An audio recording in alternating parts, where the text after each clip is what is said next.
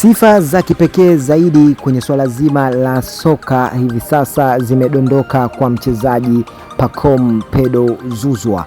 Ni mchezaji ambaye hakika anafanya makubwa mengi na mazuri, kukosea papo kwa kila mtu na hakuna ambaye hajaumbiwa makosa. Madhali sisi ni binadamu, makosa lazima, lakini kwa yale mazuri ambayo Pacome amekuwa akiwabariki na kuwaonyesha, lakini pia kuwavutia wanayanga, yanadiskasika na kufika kwa ukubwa zaidi.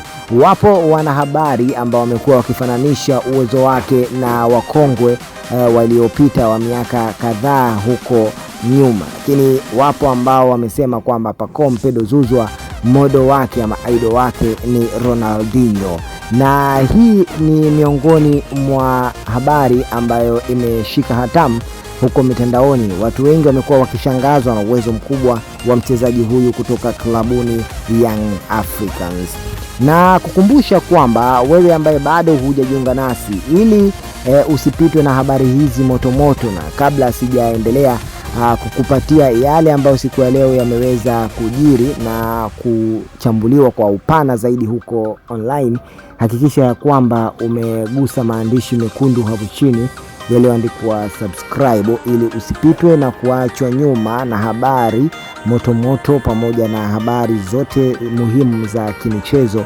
ambazo sisi tutakuletea wewe shabiki yetu mpendwa hapa. Kumbuka hili ndio chaka pekee la michezo na burudani ambalo linakupatia taarifa pamoja na maarifa kuhusiana na burudani na michezo ya hapa Bongo. Sasa klabu ya Yanga si mara ya kwanza kumtoa mchezaji kama Pacome.